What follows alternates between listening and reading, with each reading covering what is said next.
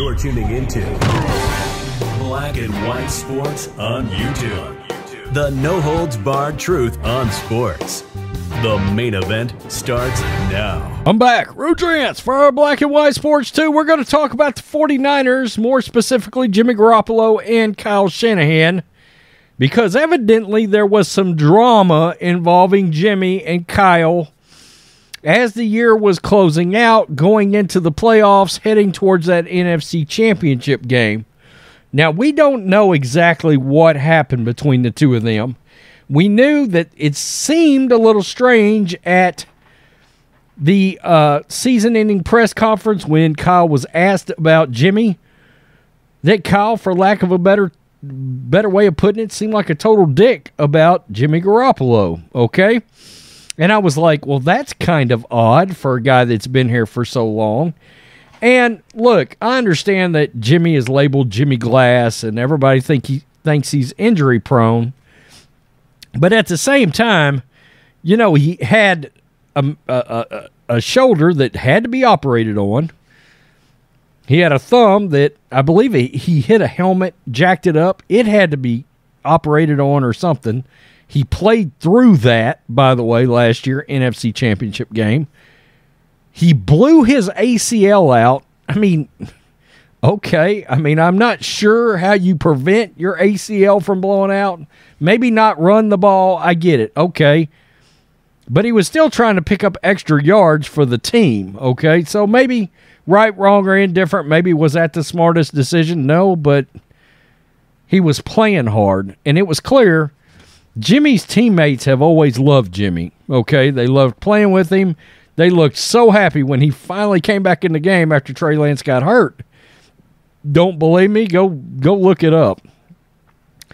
And then, of course, a broken foot.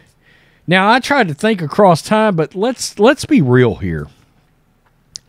Kyle Shanahan hasn't exactly not got quarterbacks hurt. I mean, or something's going on. Robert Griffin III got hurt, okay, in a Shanahan system, and one could say that ruined RG3's career. It did. Okay, because if anything, RG3 should have had at least a few good years. All right. But he didn't. That knee injury changed everything. Then Brock Purdy got hurt. Josh Johnson got knocked out. Jimmy got hurt. Trey Lance got hurt.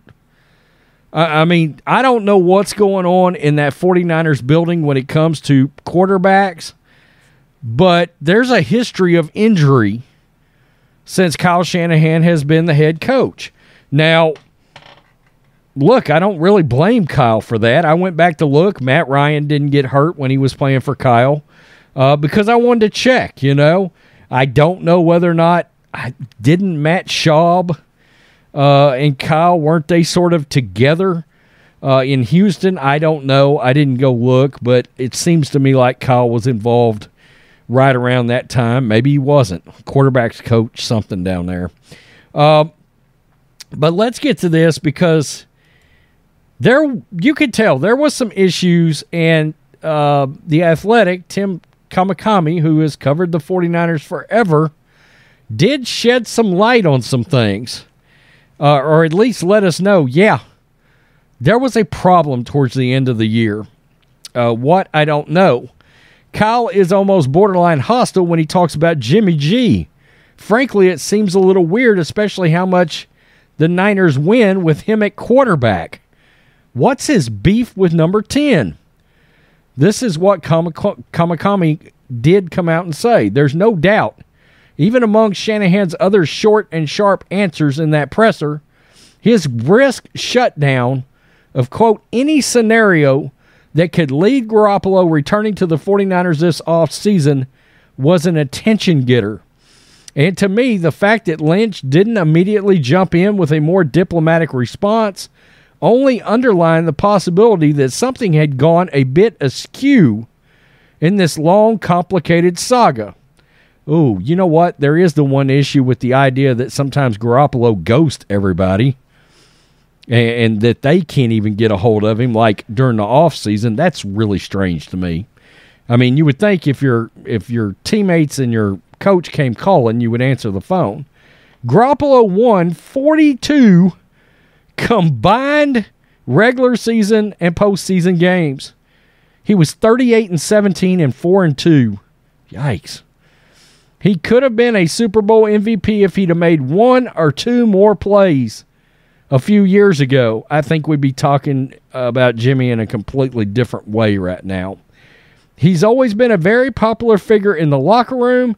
It wasn't wrong to expect something a little warmer from the 49ers brass for Garoppolo's franchise exit, right? Question mark. Yeah, I didn't appreciate how Kyle acted during that about Jimmy. I didn't. Well, I checked around the team and I discovered, yes, the relationship between Garoppolo and Shanahan/Lynch seems to have gone a bit south in the days or weeks leading up to the NFC Championship game loss in Philadelphia. I don't know if there was a specific blow-up or conversation that led to this. I don't know what the main issue was. We know that Garoppolo won a lot of games in 6 seasons with the 49ers and partially bailed them out this season by agreeing to come back after believing he was going to get traded or cut last offseason.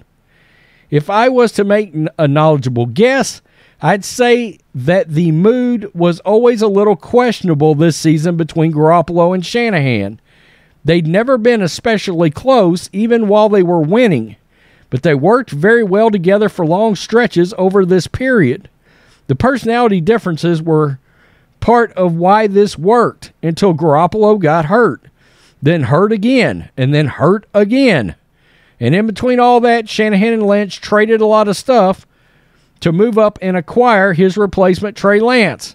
And even if Garoppolo jumped back in after Lance was hurt this season, Shanahan daydreamed about Brock Purdy playing one day, and then Garoppolo got hurt again, and Purdy did quite well.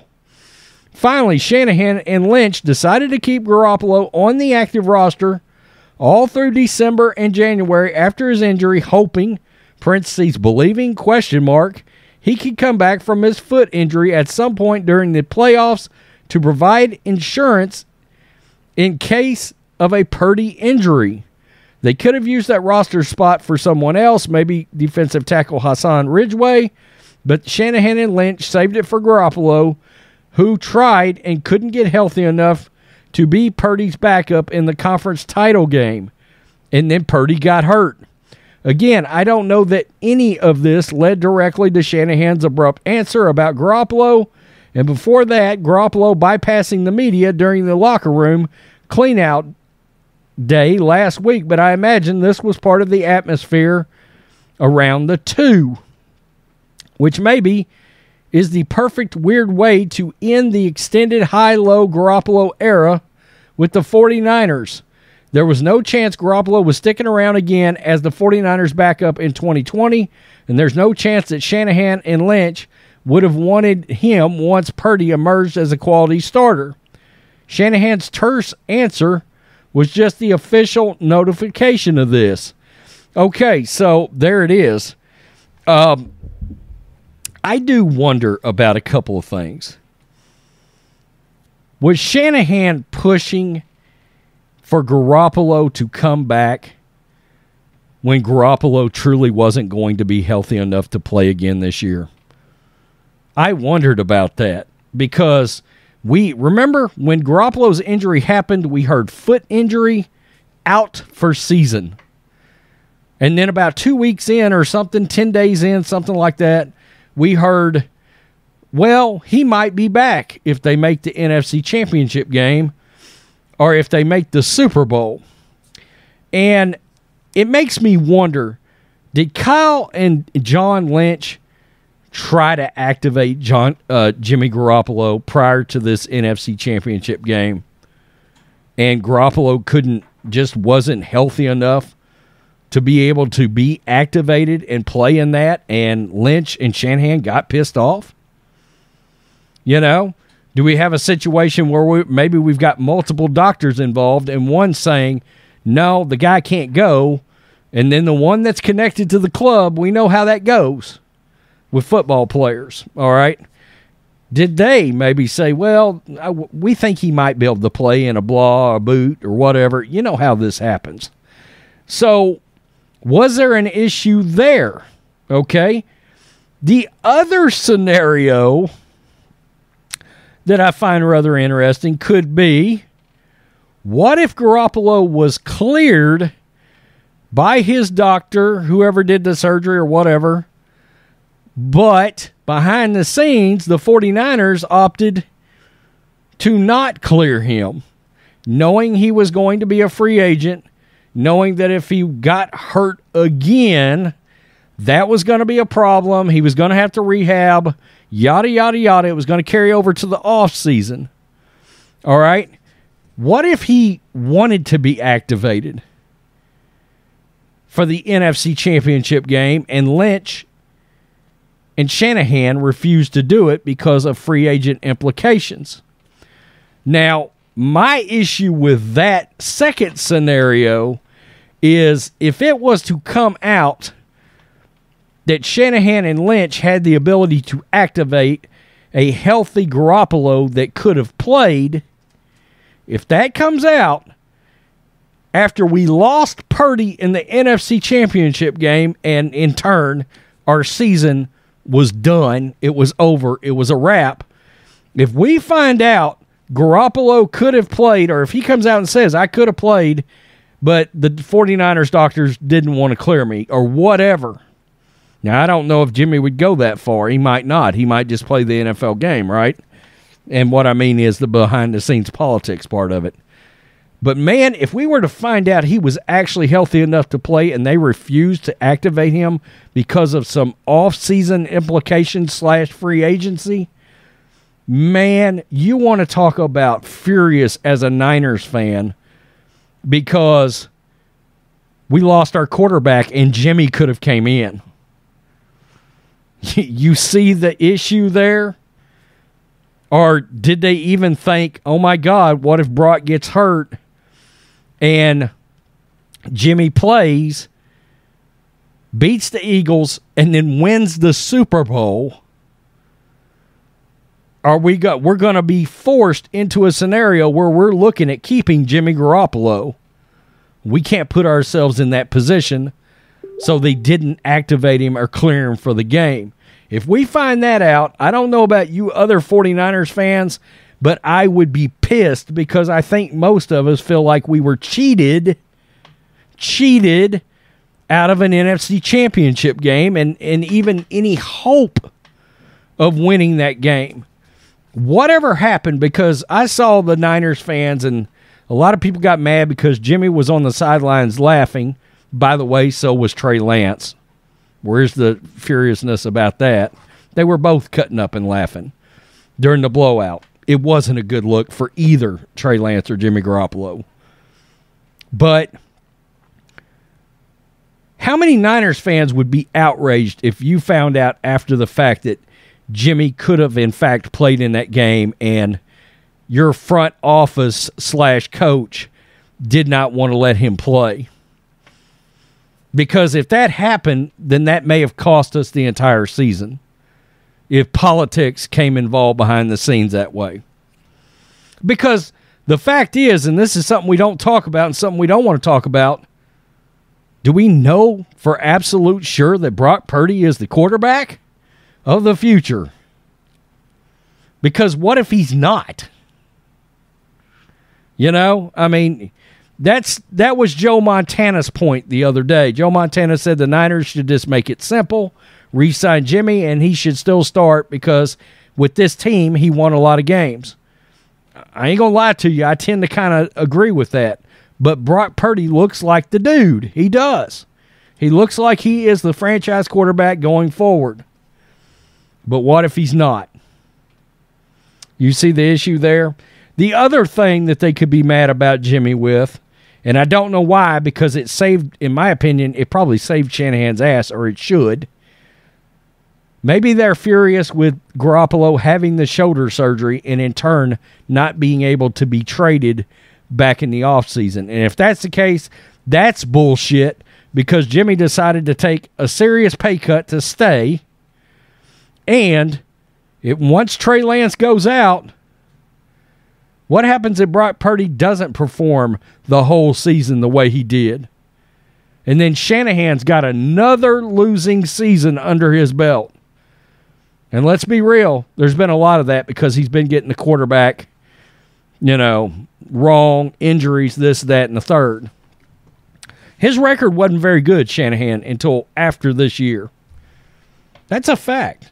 Now, I'm not saying you run him off because 2 NFC championship games, 1 Super Bowl appearance should get you some collateral to stay a good long while. But you also get the point. Got to be objective in these things. So something happened, and now I can't wait to keep doing research. And if anybody watches this and they know I've got the bigger channel, 180,000 subs, send me an email if you know something I don't. Because I would love to get that out in the stratosphere as to what happened between these two specifically. I find that fascinating. Very fascinating. Tell me what you think, Black and White Sports 2 supporters. The channel is growing. We bumped over 118,000 on this channel, 180,000 on the big channel, and awesome stuff. Peace. I'm out. Till next time. Thanks for watching the show. Be sure to like, comment, and subscribe. Be sure to tune in next time on Black and White Sports.